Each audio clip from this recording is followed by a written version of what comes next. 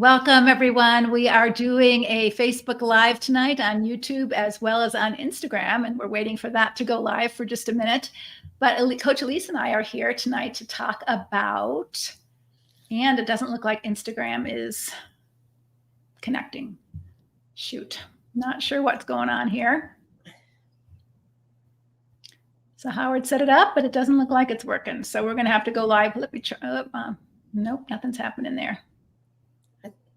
So we're going to just go without Instagram tonight. So how do we create some boundaries that empower you and don't control him? And Elise and I were talking about that. So welcome, everybody. We're so glad to see you. Yeah. We're so glad to see you. And I'm sorry that Instagram isn't here. And I'm not even sure we see anybody here either. So let's see if do you see anybody here in the comments? Yeah.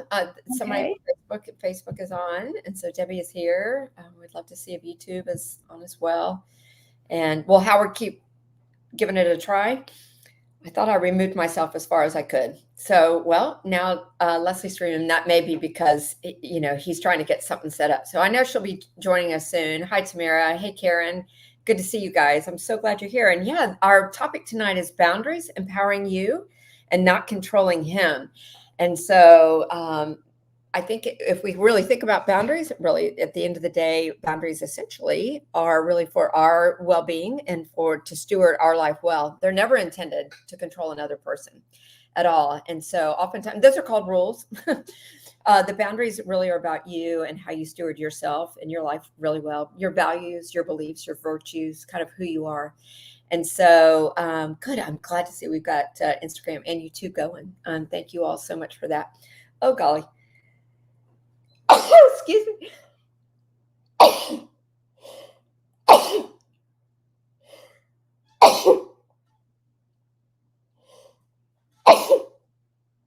Well, this is kind of a funny night. So I'm a 3 or 4 Pete when I start sneezing. So I think I got it all out and I can speak with you all now. So, but anyway, I would love for you all, we want to kind of invite you into the chat. And just thank you. Invite you into the chat and just participating and let's start talking about boundaries. You guys, if you've been with me for very long, you know how much I love boundaries and how important they are. And it really is about our self-stewardship and how we care for ourselves and really the values, the virtues, the beliefs that God has given us and empowered us to really bear his image well. And so one of my questions that I was thinking about that I wanted to ask is, what would it mean for you to have solid, healthy boundaries?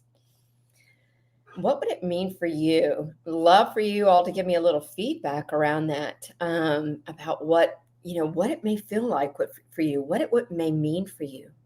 If you really knew what your boundaries were, where you would step in and where you would, kind of say, no, that's not good for me. Yes, that's good for me. And so, okay. Howard is trying to get set up and somehow Leslie got kicked off and I think she'll come back on. But if she doesn't, I'm capable of doing this and I would love to be with you guys. So let's keep talking about this and let me kind of look into the chat just a little bit. And what would it mean for you to have a solid, healthy boundaries? You knew who you were. I know who I am. I know who I'm not, what I will do and what I won't do, kind of what belongs to me and what doesn't belong to me. And when we think about the webinar that Leslie may be teaching, that Leslie's going to be teaching on Thursday night, I'm not okay when you're not okay. And so one of the things kind of around that is we want you to be empowered by your own boundaries. And so when someone else is not okay, I don't lose myself in the process. And I think that happens so often is, when, a destructive other on the other side of us gets super angry or he's angry at us or he's angry at the world, all of a sudden I'm not okay. I'm not even sure what I will do, what I won't do, right, in that moment. And so we lose our sense of self in the process, right? And so it'd be so important that we have a strong sense of self and okay, hold on. Let me tell Leslie that I am on. Yes. And so that we have a strong sense of self. And my apologies for our interruption. We're really trying to figure this out right now. And so let me kind of look back, if I can, just a little bit and, kind of see what some of the comments.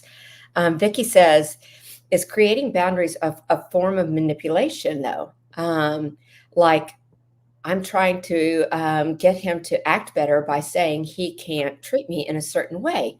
So, Vicki, that's a great question. Boundaries absolutely are not a form of manipulation. They're really a form of how you're going to take care of yourself. And so, when we are trying to get someone to do something, that's a form of manipulation. I'm trying to control the other person. So, that's the topic of our subject tonight, empowering ourselves, not controlling them. And so, like, I'm trying to get him to act better by saying he can't treat me a certain way. Well, I think that you can say, I don't want to be treated that way. So, therefore, I am going to do this, or it hurts, or I don't like when you treat me that way. But to say you can't treat me that way, he can, and he is. And that's the really frustrating part.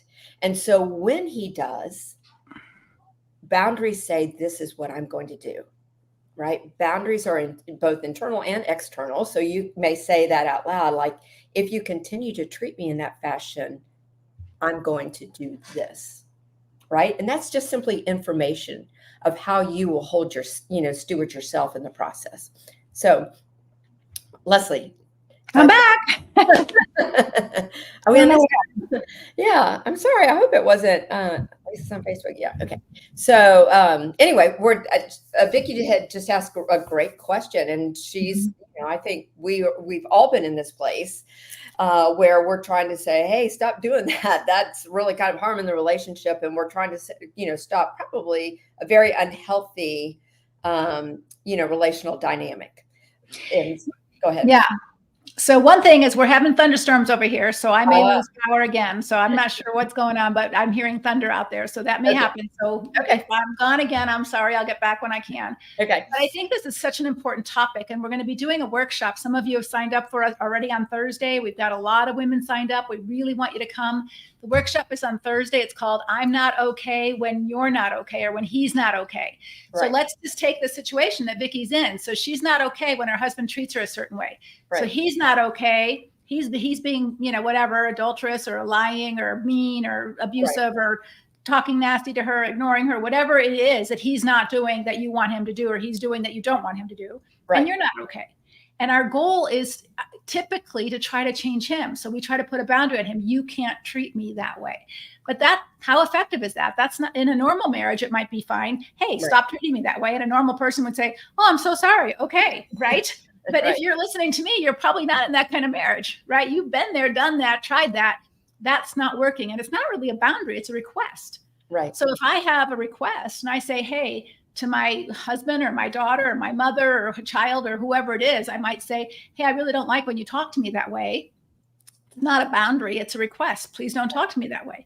Now, if they reciprocate and say, oh, sure, okay, I'm sorry, I didn't mean to be disrespectful or whatever, then that's a great relationship and it's a win-win. Mm-hmm. But if they ignore me or keep doing it, then I'm not okay when you're not okay. So you're not okay, now I'm not okay because you're treating me bad.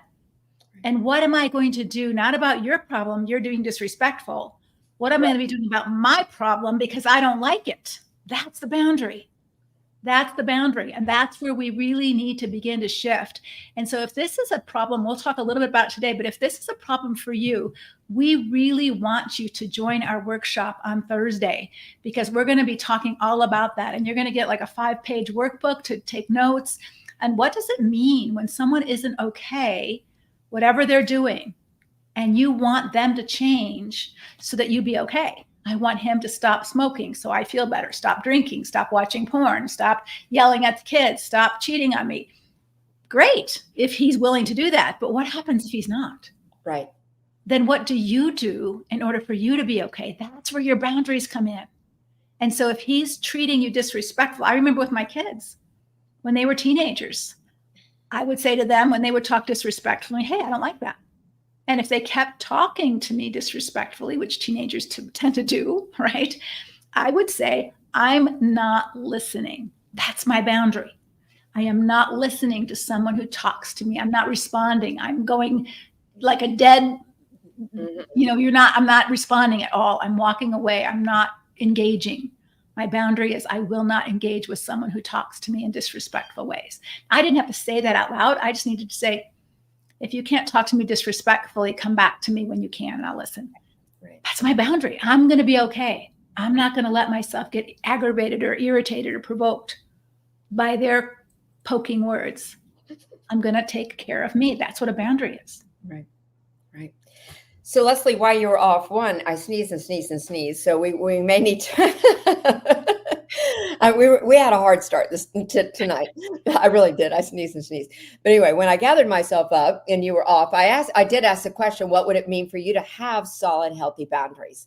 And so I would love to, talk to some of the girls and, and see what they had to say.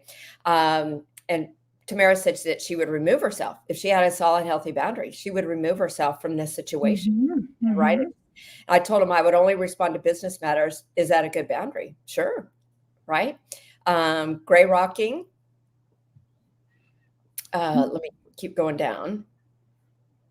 Gray rocking can be if you need to do that, that can be like, I'm not going to answer it. I'm not going to, or I'm just going to keep repeating the same thing, or I'm just going to be quiet. And, you're going to know the conversation's not going any further than this.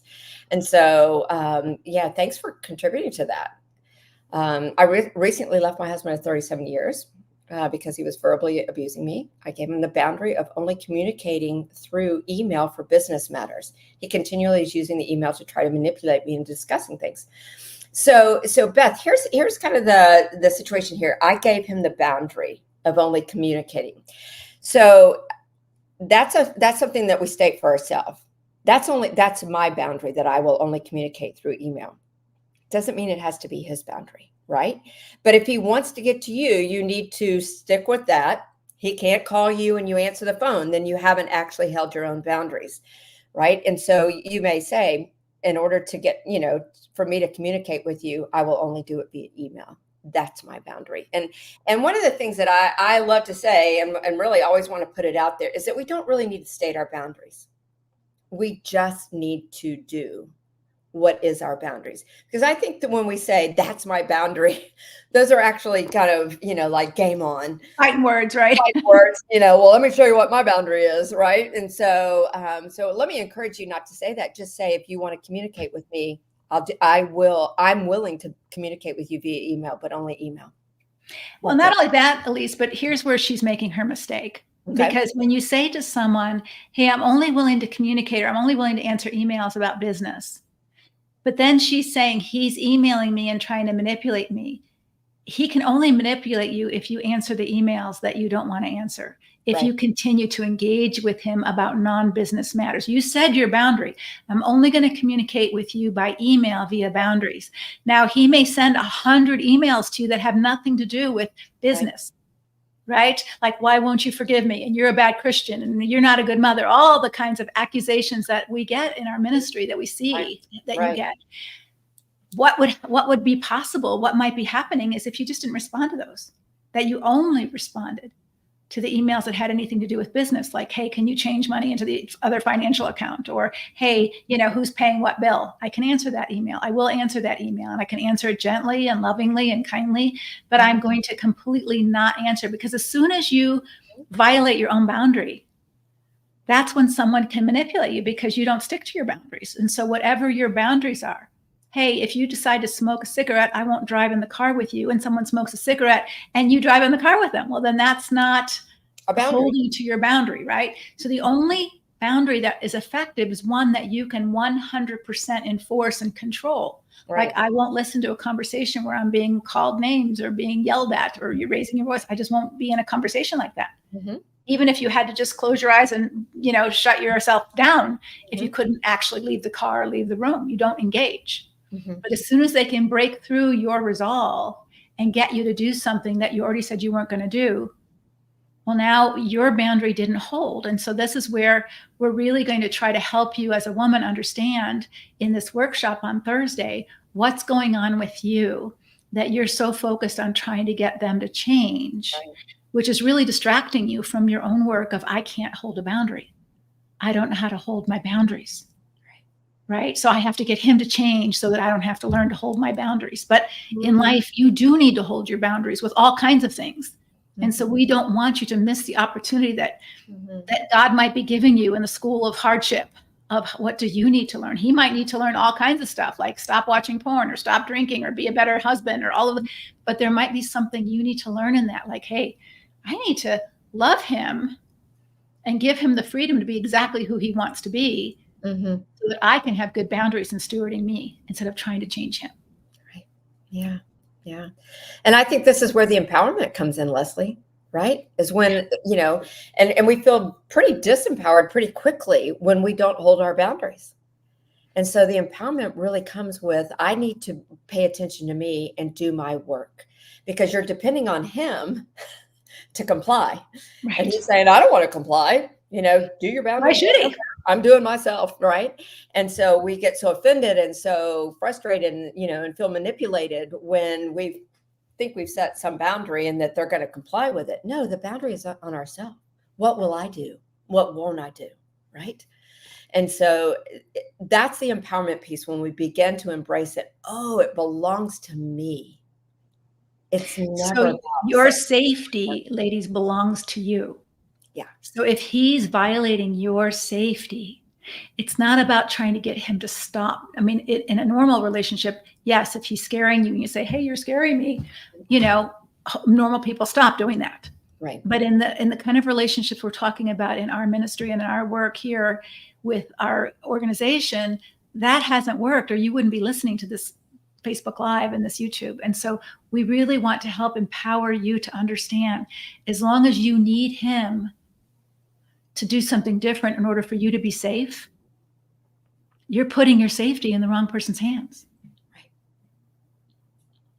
Your safety belongs to you, first and foremost. And like you said, in good, healthy relationships, my husband honors that safety and protects me as well, right? And so safety's not an issue, but if indeed that wasn't the case, my safety belongs to me. Anytime we say that cues us into letting us know, oh, this belongs to me. My virtues, my values, my beliefs, my well-being, my safety belongs to me. How do I steward that? How do I set healthy boundaries around my safety, right? Not how do I try to force another to protect me. First and foremost, how do I protect me, myself? Right. Yeah. What's coming up in the chat as you read it? Let's see. Is that you're glancing at it? Well, I think there was one that I wanted to talk about that said that he, let's see, there was one that what if someone calls you a control freak when you set your boundaries? Again, I think this depends on, they can call you a control freak even if you're setting boundaries on yourself. Right. But if you're trying to set boundaries on them, they're right. It's not your place. Like, you can only have 2 drinks at this party. I'm setting a boundary on you.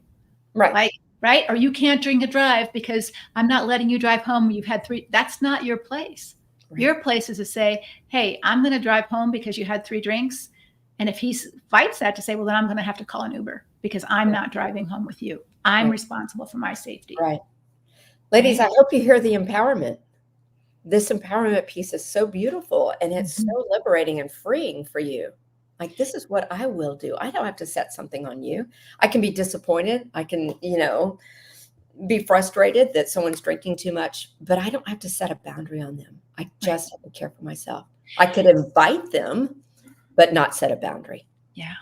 And I want to go back to this control freak. So Ren Mom, when you say, what if someone calls you a control freak when you set boundaries? So if your well-being is dependent on what they call you or don't call you, again, you're putting your well-being in someone else's hands. So Jesus was called demon possessed. Jesus was called a nutcase. It didn't make it true. So just because someone calls you a control freak doesn't make it true. But they may try to destabilize your boundaries because you need them to say, good girl, you have such good boundaries. They're not going to say that. Most people are not, even your own children. If you say, mommy won't let you kick me, right? Or no, mommy won't let you have your iPad all night, they're not going to be happy. Oh, you're such a mean mommy, right? And so if you need someone's approval of you to set boundaries, as a mom, as a person, to take care of you or to steward their mental health for iPad stuff and all that, then you're always going to be manipulated, because then you're going to say, well, I need them to like me. I need them to say it's okay. So of course they're not going to like your boundaries. Nobody, who's destructive or manipulative likes your boundaries. That's a given. Right. You're the one who has to be okay with your boundaries. And if they call you names about it, so be it. That's part of toughening up and saying, I don't need them to approve of me. If I approve of my boundaries, so if I feel I know the candidate I want to vote for this year in the election, I don't need you to agree with me in order for me to know who I want to vote for or who I don't want to vote for, right? But if I need everybody to agree with me that I'm voting for the right person, what does that say about me? That I don't have my own mind, that I don't have my own convictions, that I'm dependent on you to empower me to do the right thing? No, and we don't want to be those kind of women. That's not really a strong woman. Right. Beautiful. This. I've been listening to you and not looking at the feed. And so let's look back. Your safety belongs to you. Yes, I'm from Scotland. I appreciate you. So my apologies. I'm listening. I'm like over here just agreeing. Yes. What if he keeps wanting clarification? He's calling my daughter, telling her he doesn't understand my boundaries. I told my daughter I only want to hear about her family and our visits. Okay. So if he keeps wanting clarification, really actually is his problem. If you've clarified once, twice at the most or something, then you've given clarity. I think he doesn't like the boundary that you've set. And therefore it's just, he keeps trying to no, that can't happen. And so now he's not okay, right? You're okay with the boundary that you're set. He's not okay. And so, certainly he's going to, most likely he's going to try to go around that because he's not happy with the boundary that you set. Can you be okay that he's pestering you, that he's, trying to get around that, going to your daughter, just, saying that he's unhappy about all this? And it's so confusing. And I think this is where, again, going back to how can we be loving? How can you be loving to your daughter? How can you be loving even to your husband and saying, hey, if dad has confusion about boundaries, he can talk to me. He doesn't need to go to you about that. Right. So I'm not really willing to engage with you about that. I do not want you to get in the middle. It's okay for you to love mom and it's okay for you to love dad. And I'm not having a conversation with you about dad. Period. So that's giving her the freedom to actually learn from you and say to dad, hey, dad, mom says you can go to her about this. I'm not having a conversation with you about mom. She could do that if she wanted to. Now, she may choose not to, but that's her life. You can't control her life. And then you can say to your husband, what is it exactly that you don't understand about my boundary? I will not return to you if you choose not to change. That's my boundary. Right. Well, God hates divorce. So what he's going to try to invite you to do, ladies, is when you've already explained it to him once, he's going to try to get you now to justify it. We call it jade. It's not my term. It's someone else's term, but it's jade. So he's going to try to get you to justify your boundary. And then he's not going to agree with that. So then he's going to try to get you to argue with him, JA. And then he's not going to agree with that. So then you're going to have to defend yourself. And then you're going to have to explain yourself. And then it's going to go this circular, crazy making conversation where you are exhausted and tired and angry and frustrated. And then he can look at you and say, I think you're really being an ungodly woman. And he might be right in that moment because you've allowed yourself to be exhausted trying to explain it to him. He doesn't want to understand it. He doesn't like what you have to say. Just like the Pharisees didn't like what Jesus had to say. He said it pretty clear. They didn't like it. And your husband may not like it. And I think it's okay for you to say, what I'm really hearing is that you totally understand what I say. I'm not coming back, but you don't like that. Right. And you don't think I should be able to decide that for myself. Right. And that's totally your right to think whatever you want to think, but I'm not coming back. Right. Right. And whatever you're about, or I'm not doing that. I'm not co-signing on a loan. You can totally disagree. You can say I'm an unsubmissive wife.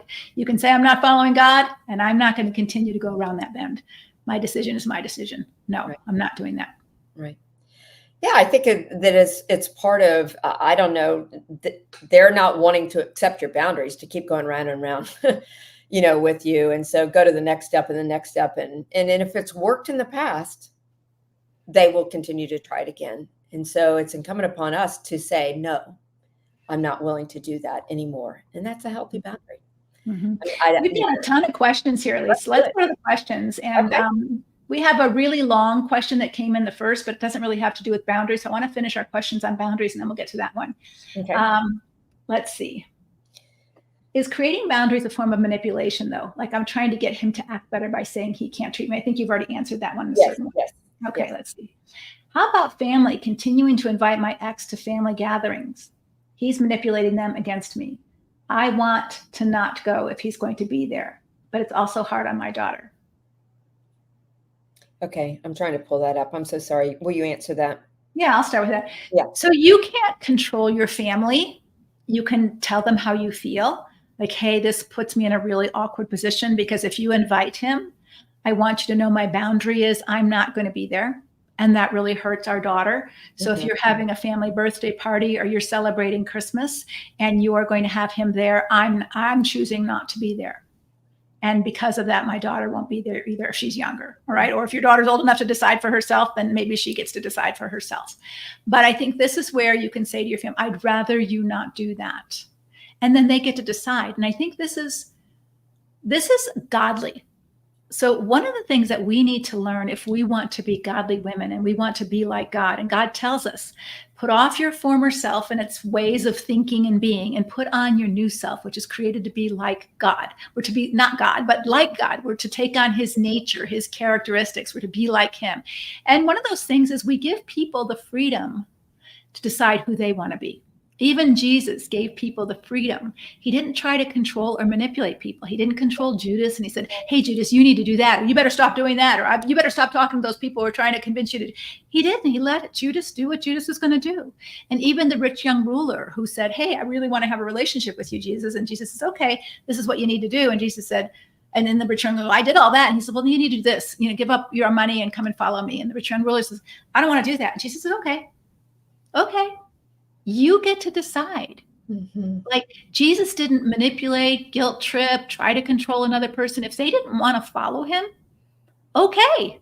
He said he looked at him and he loved him and he let him go. And I think this is so hard for us. We want people to do it our way and they want us to do it their way too. And so we are accused of being controlling because we sort of are. And so if we're to be more and more like Jesus, we're to be able to love people. I love you. I would love to come to Christmas. But my boundary is I'm not coming with him because he's just shown me that he's not safe and toxic and I can't afford to let myself get upset by his snide remarks. And so I'm just not going to do it. You do what you think is best. I would love for you to let me and our daughter be there without him. And if you feel it's best to invite him, that's totally up to you, but I won't be there. Right. How freeing would that be if we could just let people be who they want to be? And then we can see, who do they want to be? Right. Who do they want to be? Because then we can decide how close we can be to them, how much we can trust them. If we really let them be who they want to be. Like if your husband really wants to lie and cheat and watch porn all the time, why don't you just let him? Right. I'm not saying you can like it, but why don't you just let him? So now you know. Now you know what you're dealing with. Right. Instead of all these tactics to try to get them to stop and and being constantly disappointed. Yeah. Well, so did you say the sneaky gets sneakier? If you're trying to control a sneaky person, they're just getting sneakier. Right. And that's a phrase that I've used a lot, and they always will. If they want to continue, they will get sneakier. You'll always be chasing. And then you're going to be the policeman, the detective in your family. Is that the role you want to play? Is that the role that God calls you to play? Right. So what would be possible if you could love someone and let them be who they want to be? Right. And then if how they want to be is toxic to you or harmful to you, right, you have some boundaries. Right. You have some boundaries. What would be possible? What are they? If what would those boundaries be? That's who they want to be. Yeah. Right. So if my mom, when I lived with my mom, I didn't have a choice because I was a kid. But later on in my adult life, if my mom wanted to be scary and drink and threaten to harm my life, guess what? I'm not going to stay at your house. I'm not going to visit you. I'm not hanging out with you. You're too scary and I don't want to put myself in harm's way. If that's who you want to be and that's what you want to do, I've got to have better boundaries here, right? For me, my kids, And that may be sad for me, for her, but I'm not lying to myself that things are really different than they are. Mm-hmm. And we're going to unpack all that for you on how to do that in the workshop, because this may sound like, oh my gosh, this sounds like so unchristian, or this sounds so like harsh. You don't have to be harsh about it. But what happens is we sometimes get so worn out and so angry at the other person for not changing that we've started to change. And now we don't care what God says anymore. We just want to let them have it. We just want to repay evil for evil. We want to just give it to them and hurt them back. And then we don't like ourselves. We don't like them. And our marriage is falling apart, and our kiddos are watching this. Right. You know, it's true though, Leslie, anything we really tend to focus on, we try to control. We just simply will. And so, you know, ladies, I really hope that you hear, you know, Leslie and the coaches really saying with quite often is that we want you to focus on yourself, focus on what you have control over. That's where the empowerment is. And really stepping into reality. It's so challenging to do that. And so often we're all pain avoiders. And so we're like, oh, if I could just get this to change, then this wouldn't happen. And I wouldn't have to, you know, struggle and suffer with the pain and have to really kind of step into that. But when we step into reality, as Leslie's often taught us, you know, kind of the truth in reality. What is the truth of my spouse? What is the truth of my children? What is the truth of my family or my situation or whatever it is? What is the truth and what is the reality? And what does that mean for me? Now I can choose what I need to do for myself in this relationship in order to steward me well and into, you know, to bring, otherwise we've got two really unhealthy people. You know, I've got this unhealthy person. I'm focused on them, not focused on myself, what I have any control over. I have no control over that. Now I'm just following around dysfunction. Instead of saying, you know what? I am so disappointed that it's turning out this way, but I have got to step into that reality and steward myself. So here's a question, Lisa. Maybe we can do a role play about this. I think this might be helpful. When you talk about in a discussion, he responds with shaming, shifting blame, playing the victim. Is that a situation to set boundaries? How can I ever have a discussion on an issue he doesn't want to face? Well, I think, first of all, I think she's kind of answered it a little bit there. He doesn't want to face it. So it's possible you can't have the discussion, you know, and I think on some level, he's informing you that he won't do it because he turns the discussion around to shift, you know, to blame shift you, to do whatever it is, not to do that. So what will you do with that problem? Your problem is you want this discussion. He's saying no. Now what for you? That's your problem. Yeah. So let's role play that, Elise. So I want you to pretend like you're him. And I'm trying to get you to discuss, let's see. All right. Let's talk about, you know, let's talk about your porn problem. And you don't want to talk about that. Not going to talk about it. So you know, so I'm going to try to talk about this. You know, we have to talk about this. I can't live like this anymore. We have to talk about this problem. You ignore me. You don't want to talk about it. You know, you're spending all this money on, you know, these sites, and you know, I just don't know what to do. I'm afraid to trust you anymore. You tell me you're better, and you're not better, and I don't know we need to talk about this. Well, I'm not going to talk about it. There's nothing to talk about. Okay. You know, and you're so worried about me and everything, and you just need to focus on yourself. I'm not going to talk about it. You know, you just need to stick to yourself. What is there to discuss? There's nothing even to discuss.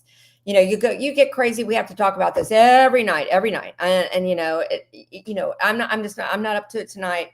Come on, let's go to bed. I don't even want to talk about it. Okay. So now let's assume that's a pattern. It's not just he really is tired tonight, but tomorrow night he would talk about it. Let's assume this is the kind of the dance that you guys have been dancing. Bring it up every night. Right. This is how your boundary is. I understand you do not want to talk about things that I want to talk about.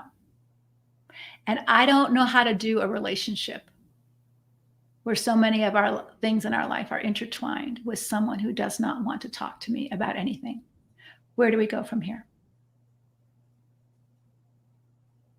I'm not saying I won't talk about anything. I'm just not going to talk about that.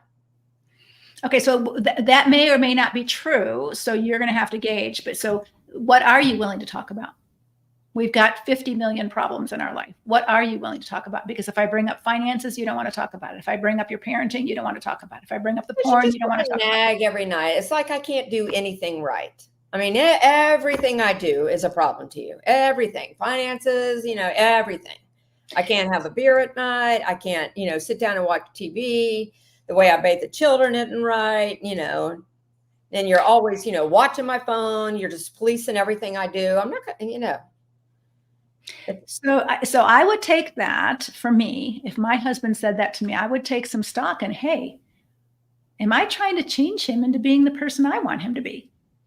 Right? Is he saying to me, hey, Leslie, I am exactly the parent, the man, the Christian that I want to be. So I might say, you know what?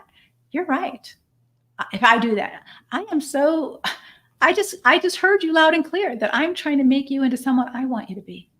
And I am really sorry about that.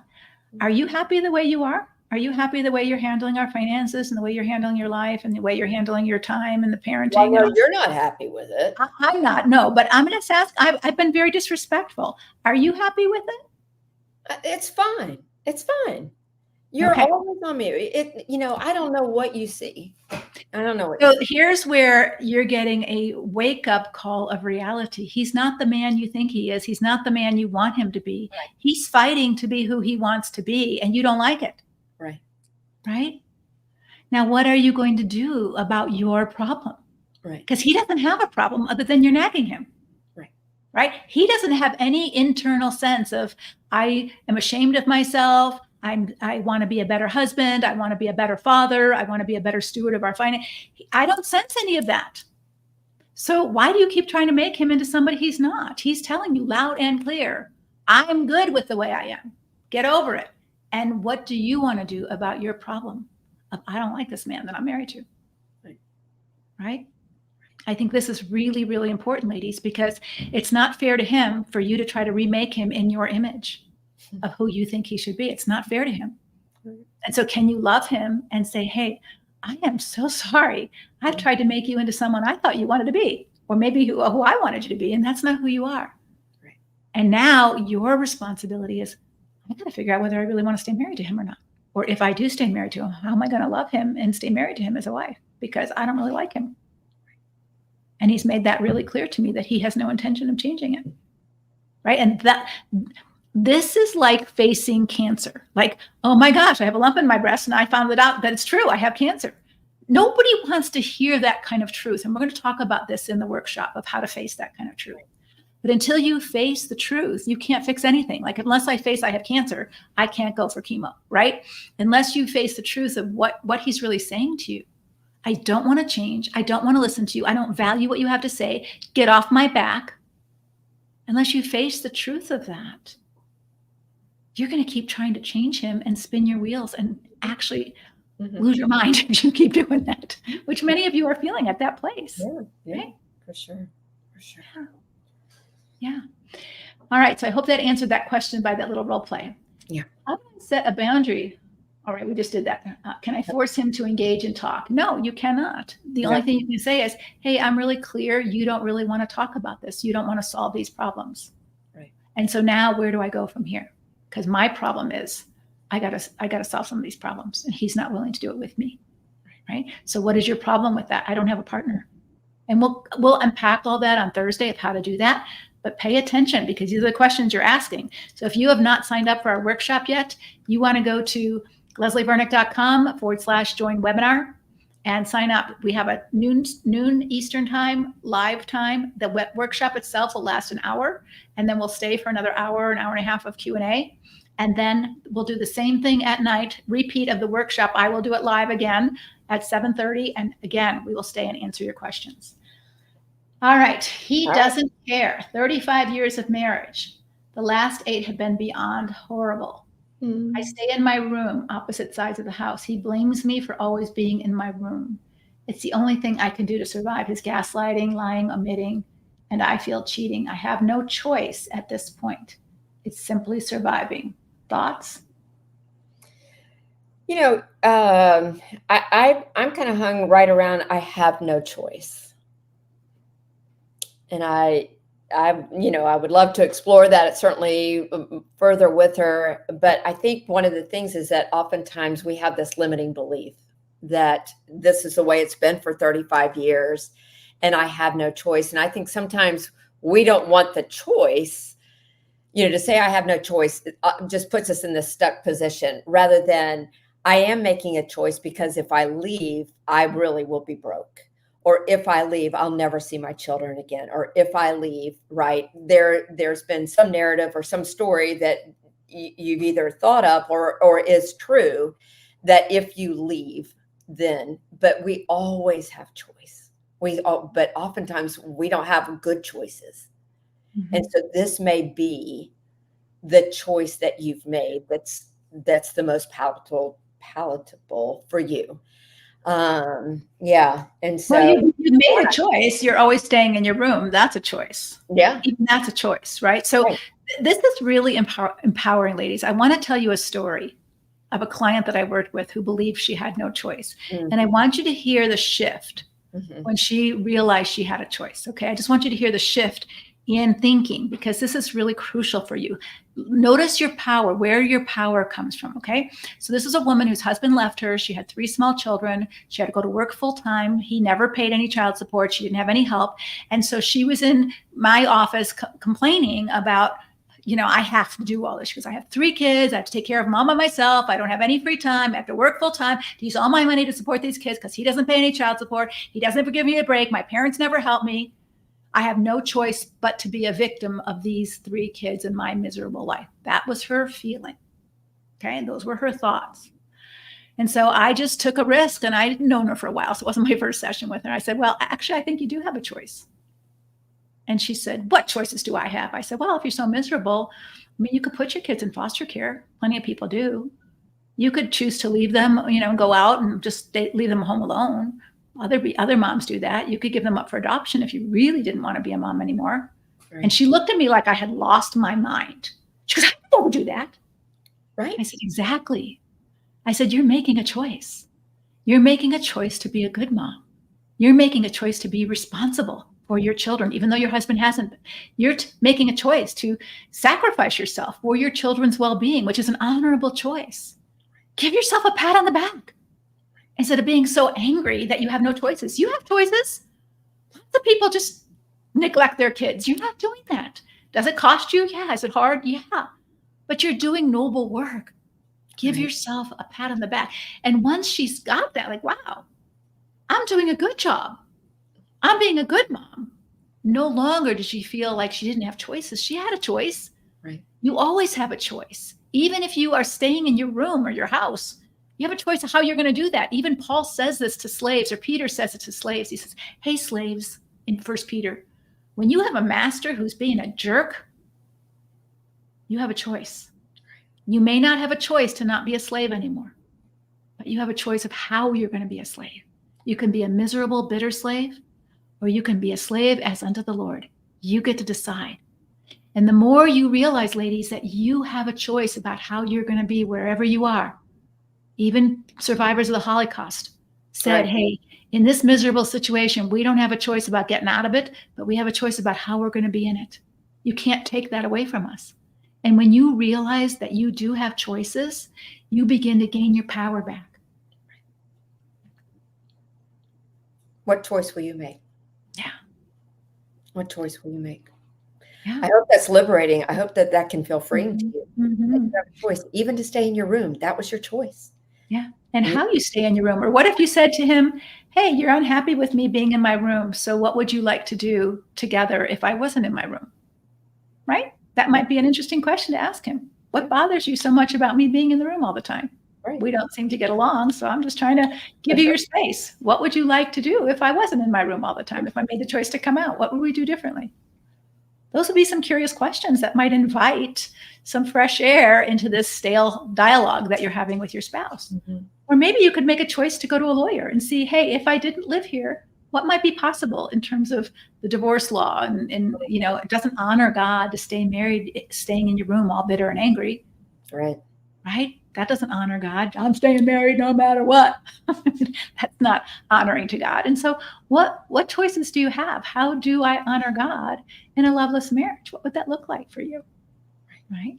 What would it look like to love your husband? Even if you don't feel like sleeping with him, you don't feel that attracted to him. What does it mean to love him and to respect him just like you want him to do that to you. I think that's part of your choices, right? What does it look like as a slave to honor his slave owner as a slave instead of being bitter and hateful toward him?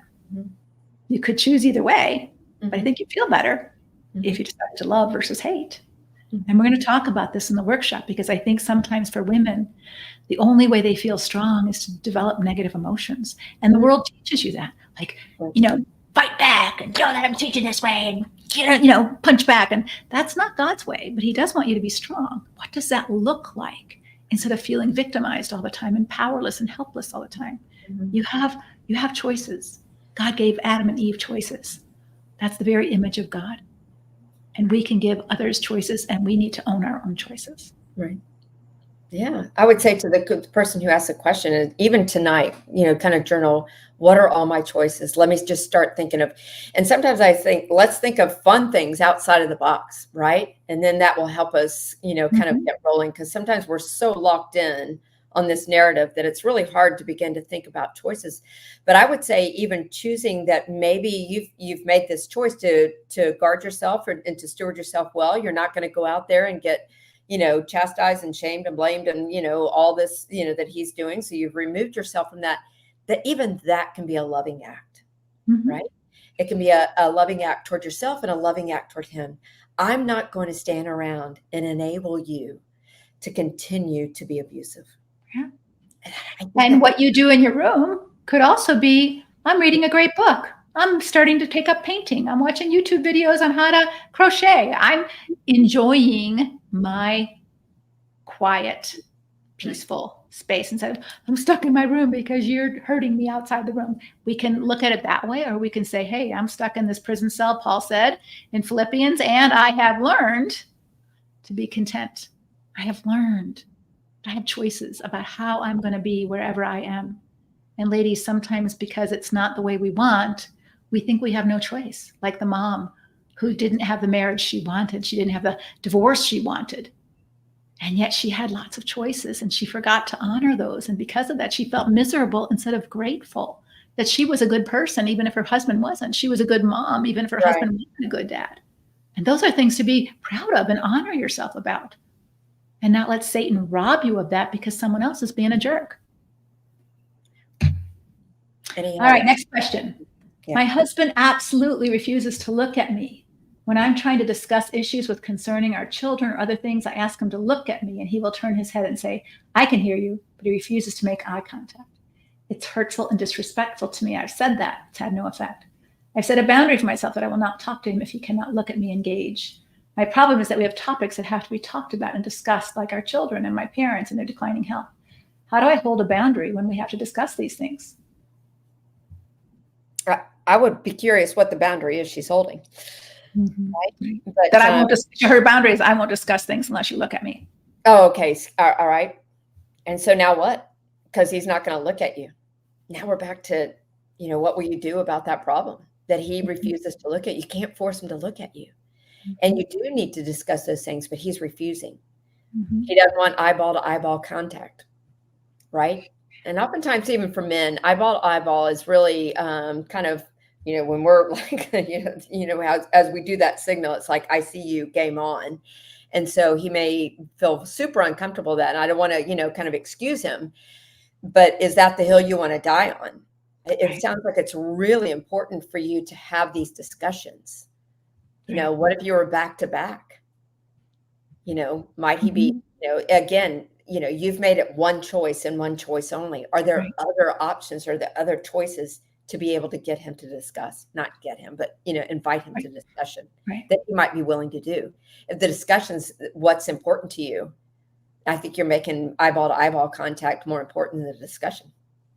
Well, and I agree with that. And I think you're making a negative story about eyeball to eyeball. He might be in a culture where you don't look people in the eyes. It may have been shamed for looking at someone in the eyes growing up. He may be intimidated by intimacy. Who knows? So I think you're making up a story that he's being disrespectful by not looking at you in the eyes. There's lots of cultures that they don't look you in the eyes. And that's the respectful piece, not looking someone in the eyes. It's a very American thing to do. However, I might say to him, hey, I am willing to have a discussion if we can go on a walk together. Would you be willing to go on a walk together? So we're side by side. We're not looking at each other. Can we talk about the kids on a 10-minute walk or a 15-minute walk, or can we drive in the car and talk about this? So, or can we do it via email and talk, write back and forth? So I might invite other ways of having a discussion to see if the issue is disrespect and avoidance of the conversation, or he just can't follow your directive. You must look me in the eye. And I think this is important, that you can't make him do what he can't or isn't willing to do, but can you also have a conversation in a way that he can do it? And I would just be careful not to limit those options if those other options might be available. And if they were available, you might have great discussions and then maybe at some point develop some more conversation about looking me in the eye. Like, why can't you look me in the eye? And he might say, because every time I looked at my father in the eye, I got hit, or my mother, whatever. You don't know what might be hindering that. So I would just invite other discussions and see. Now, if he refuses to have discussions with you, it's not about looking you in the eye. Right. I was just going to say that. But now you know. Right. Now you know. Right. Right. Right. Yeah. All right. What if they don't care about your boundaries? You just walk away and tell them you're going to leave them in God's hands and let them go? Depends on your boundaries. Right. Right. Yeah. Well, I think that they, I'm not sure, if you're interpreting it well, but if they don't, that, they're saying something to you. What matters to you doesn't matter to me.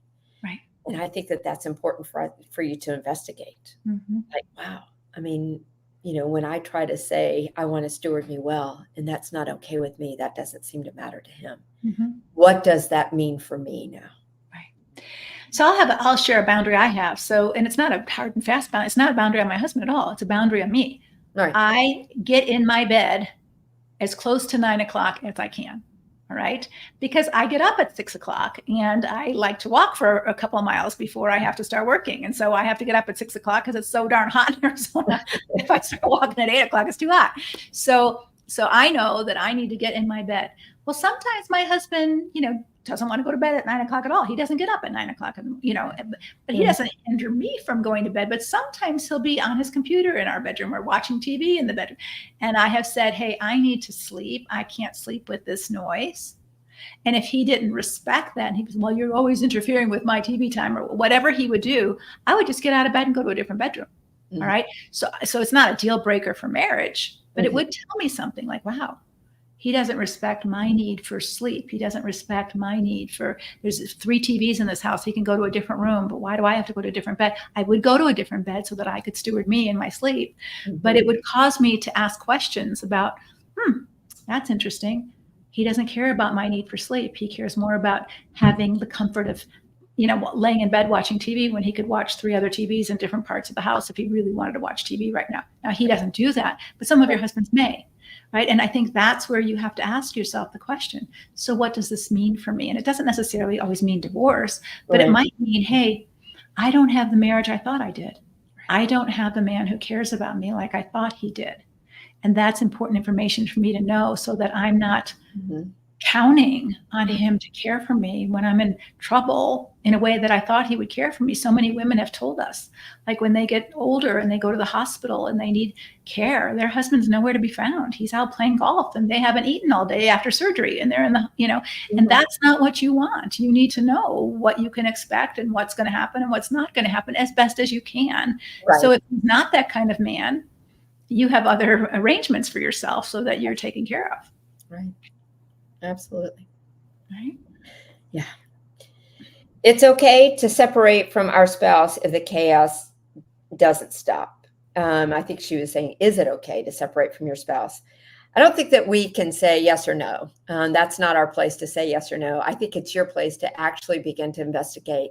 If the chaos doesn't stop, what does that mean for me? Can I live in this? If this is who my spouse is and he's he thrives on chaos and all the confusion and everything, and he doesn't want to stop. Not only can you, but should you, right? So that should you is doing that, enabling him to cause more harm, not only to you, but to him. Right. Right. So it's not just can you, because maybe you can, but you shouldn't. And so I think these are the questions. And if you've listened to us in our ministry long enough, you know that one of our goals is you have to start thinking for yourself, ladies. You're here to gain some wisdom, but I don't know everything about everything. Elise doesn't know everything about everything. Nobody knows everything about everything. And so part of your job is to steward your mind. God calls you to take every thought captive to the obedience of Christ. He calls you to walk in the truth. He calls you to guard your heart above all else. So it means that you are listening to wise others. You are reading God's word for yourself. You're praying and asking the Holy Spirit to guide you into what's your next right step. We can't decide that for you. That's your life to steward. And so you have to decide that for you. But obviously seek wise wisdom and counsel. But you have to take responsibility for that step for yourself, not us. Right. And the place where you may say that chaos has to end, it may not ever be the place where I would say that's enough, or Leslie would say that's enough. That's why it has to be a personal, chaos is a hard place. And I think we've done a really disservice to Christian women and maybe some men too. I don't deal with that end of the street, men who are in destructive marriages. My dad was in a destructive marriage with my mom. So I certainly think it happens that way. But I think that all of us have our capacity. All of us have our pain threshold. All of us have stuff from our childhood that impacts us now. And so sometimes, when I was giving birth to my first child, all my friends went pain-free. They all, didn't take meds, and I couldn't. I had to take some medication after 12 hours of labor. And I felt like a total failure. And I think sometimes as Christians, we've put Christian women to this ringer that we have to be able to take it all, do it all, endure it all. And some of us do not have the capacity.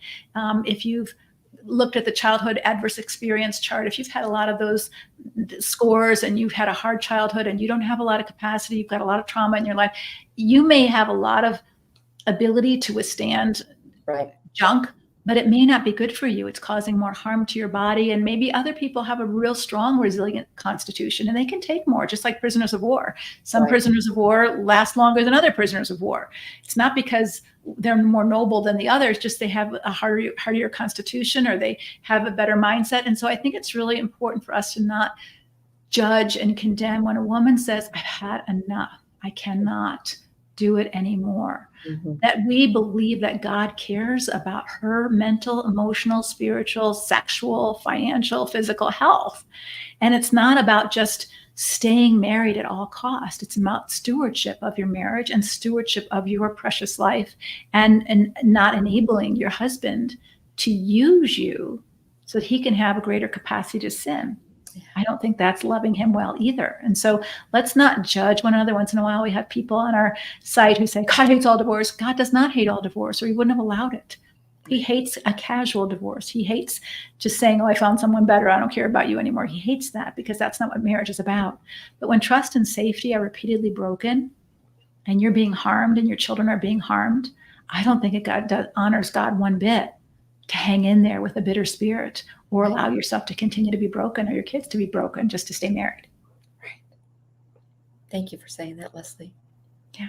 But I can't decide that for you. You have to decide that. Like I don't decide when you take medication or whether you're going to get chemotherapy or how long you're going to get your chemotherapy. I don't get to decide that for you. You get to decide that for you. Right. And let's not judge one another if someone decides to stop doing something, like stop taking chemotherapy because I have a friend who stopped taking chemotherapy because the side effects were just too great and the quality of his life. He said, if I only live 3 more months, I want to live them in relative peace and not with this chemo in my body. And he gets to decide that. Right. So beautiful. Leslie, if a spouse drinks and drives and you hide the keys, is that controlling or is that setting boundaries?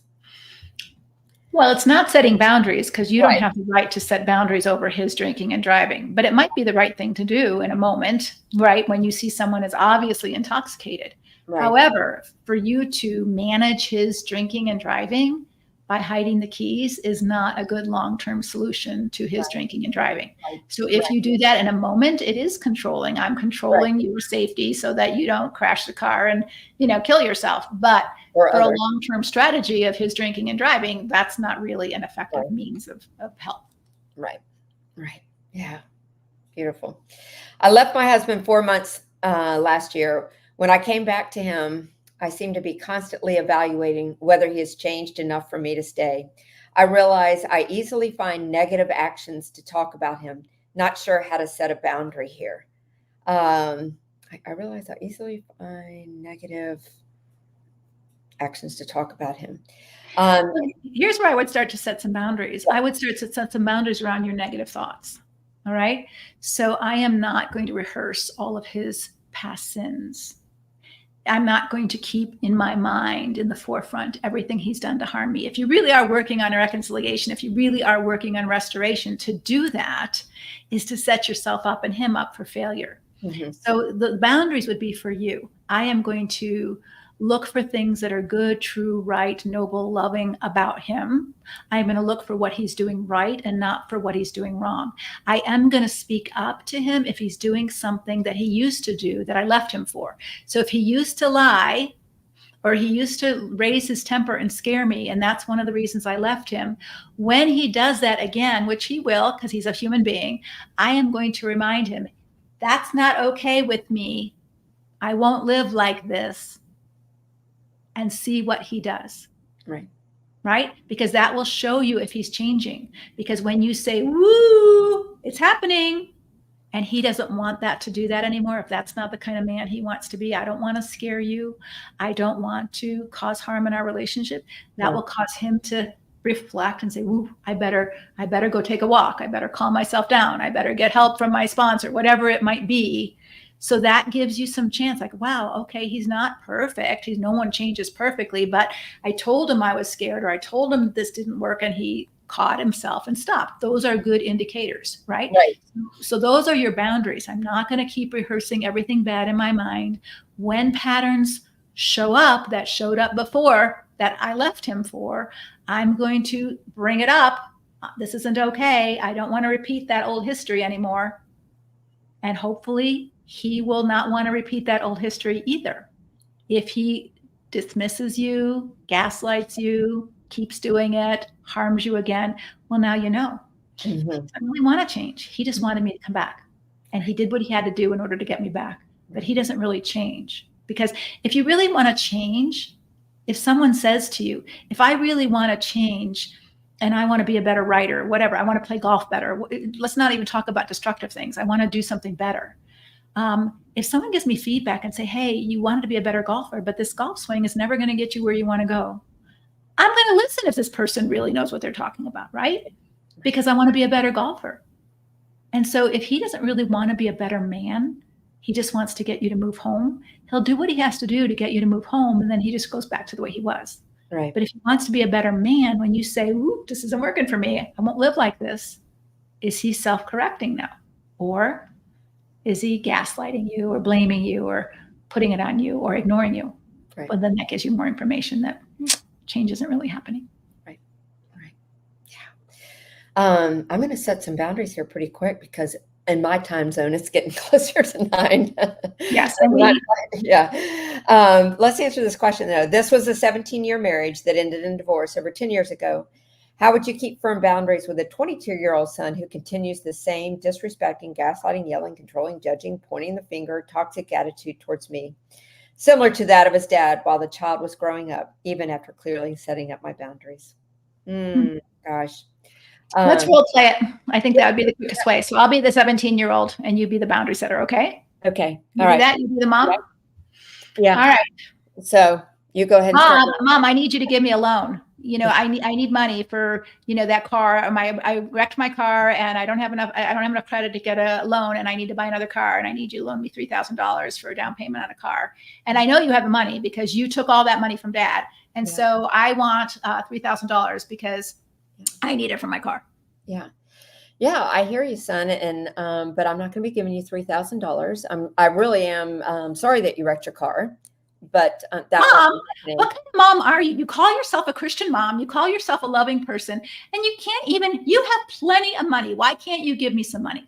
Yeah, because you need to be responsible for what you did. And I do. It wasn't my fault. It wasn't my fault. I didn't get the ticket for the car accident. That it wasn't my fault that it happened. Mm-hmm. But you do need to take responsibility for the damages.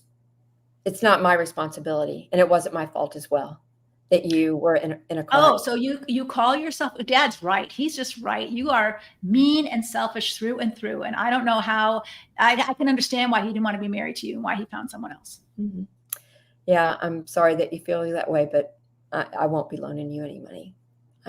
You'll need to figure that out. Okay. So this is a hard thing because they are shaming you, they're manipulating you, they're gaslighting you, they're attacking you, accusing you. One more thing I might say is my answer was no, and I'm not continuing this conversation like this anymore. And I might just end the call. Right. So that you're letting your son know, when you talk to me this way, you're not going to get what you want. And I'm not even going to talk to you anymore. Yeah. I love you, but I'm not going to talk to you this way. And I'm not going to allow you to talk to me this way. It's not healthy for you and it's not healthy for me. Yeah. Right. So hard, isn't it? It's so hard. I love them. It is hard. It really absolutely is hard. And it wasn't my fault. And, our heartstrings, but, the toxic way in which he was talking and demanding the 3,000. And feeling entitled, like you have money, you owe me. Yeah. Right. And so to give him that money, Right. here's where love is really here. To love your boy is to say no, because to give him money is only feeding the selfish monster. It's only feeding the irresponsible. It's like feeding a child who's throwing a fit at the grocery store that you're not buying him the toy, and then you buy him the toy. Right. It's a stupid thing to do as a mom. We do it because we're embarrassed or we feel guilty or we can just make them happy, and we do it, but we're hurting them. We're actually hurting them. And that's what we're going to talk about in the workshop, is sometimes our love is not a freedom-based love. It's a fear-based love. And we're doing a loving thing because we're afraid if we don't, they'll be mad at us, they'll reject us. And so it's not about loving them. It's about protecting our unhealthy relationship in this unhealthy way. And it's a lose-lose. Right. I think I might have even said that somewhere in the conversation. I know you have every ability to figure this out, and you will, right? So please let me know how you figure it out. I'd be interested to hear. But I won't be engaging in this conversation this way, and I won't be loaning you money. Yeah. Right? I would come in at a positive way as well. Yeah. And so even with, we'll talk about this on Thursday. We'll give you some specific things to say to your spouse, but even I love you too much to close my eyes to the destruction you're causing yourself and our family with this porn use. And I'm hearing loud and clear that you don't want to change it. You don't want to talk about it. You don't want to get help for it. I accept that. But then I also have to steward me because I love me too. And this is killing me. Right. And I can't stay married to someone who makes these choices over and over again to hurt himself and hurt us. And so I've got to protect me and the kids from this continued destruction. And that's not being mean. That's being loving. It's saying, I am not going to participate in the unfruitful deeds of darkness. Right. I am not going to participate in the unfruitful deeds of darkness, which God calls you to do. Right. And you don't do it out of meanness. You do it out of love. It's their darkness. You're not going to let it start being your darkness. Amen. Amen. Absolutely. All right. Well, if you have not signed up for the workshop yet, please do go to lesliebernick.com/join webinar. We are going to do another Facebook Live tomorrow morning. And that Facebook Live is going to be with me.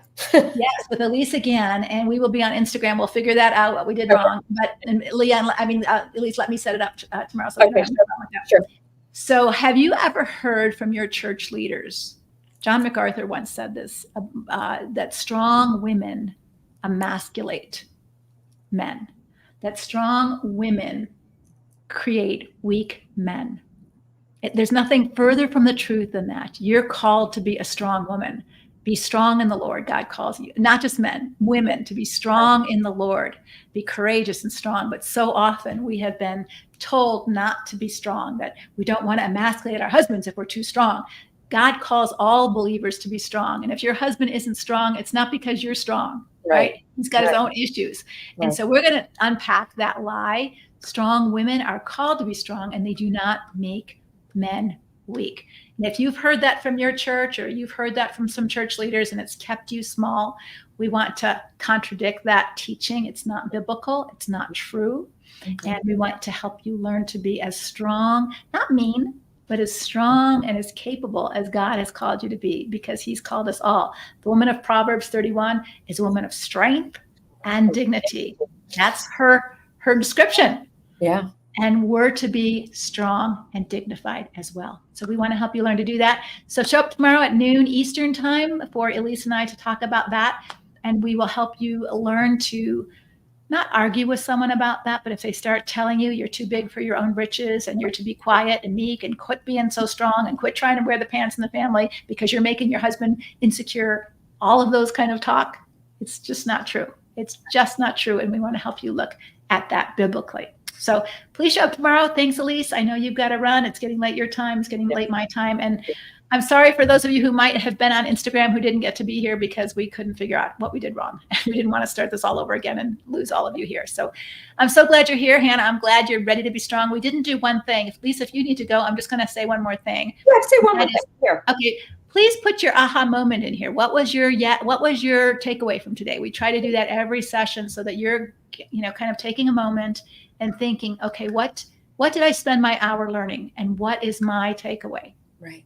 What action might I take because of it? Right. Yeah. What action am I going to take? What do I need to do? Cindy said boundaries are for us, not for the other person. Yeah. Karen loves the role play. Yeah. And this is a hard conversation sometimes. They are, and people aren't going to like it. Yeah. People didn't always like what Jesus had to say. Yeah. Right? I love it, Linda. Do my own work. Yes. I hope you feel some freedom in that. I'm realizing I have some work to do. Yeah. My focus has been on my spouse or my children or my mother-in-law, whoever it is.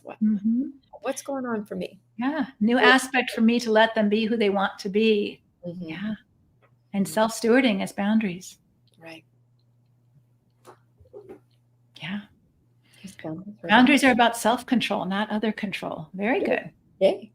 You're good. You're getting it. Yay. That's awesome. Yeah. Yeah. And I love this, ladies, because part of adulting is what you get to do. You get to be the adult. You get to take care of you. And you're not an adult until you know how to take care of you. And so often, at least in my generation of women, and, so when maybe Elise's too, I grew up thinking he's going to take care of me. My husband's going to take care of me. I don't need to learn to take care of me, whether it's financially or spiritually. Oh, he'll be my head. He'll be my umbrella. I grew up under the Bill Gothard teaching. He'll be my head. He'll be my umbrella. I don't have to read the Bible for myself. He'll be my leader, or he'll be my financial provider. I don't need to worry about that kind of stuff. Wrong. Adulting means you are perfectly capable. Right. Taking care of you. Yeah. Like somehow we were capable right up to the point we got married. Now we're not capable. Like what? Right. We stepped into marriage very capable. But we stepped into a belief also that we weren't. And a lot of us fell prey to that. So yeah. Yeah. Good behavior. Yeah. Great takeaways tonight, ladies. Great takeaways. That you will use them and you will begin to implement them in your life. What will it look like when you begin to believe their behavior? How might that be different for you? Right. Yeah. If a person wants to be controlling, I can't change them, but I can remove myself from their control. Absolutely. Unless you're a prisoner of war. Right. And that's not what marriage is meant to be. Right. Prisoner of war situation, right? Marriage is not war and you are not a prisoner. And submission doesn't mean no control. Submission is a choice you make. You make, not the other person. All right, ladies, thanks so much. We'll see you tomorrow at noon Eastern time for our talk about strong women. Do they emasculate men? Is it something you should feel afraid of? Like, oh, you're too big for your own britches. You're not meant to be a leader. You're not meant to be strong. You shouldn't speak up for yourself. You shouldn't think for yourself. None of that's true. None of that's biblical. So we're going to talk about that tomorrow. So we'll see you then. Thank you. Take care. Good night. All right. Take care. Bye-bye.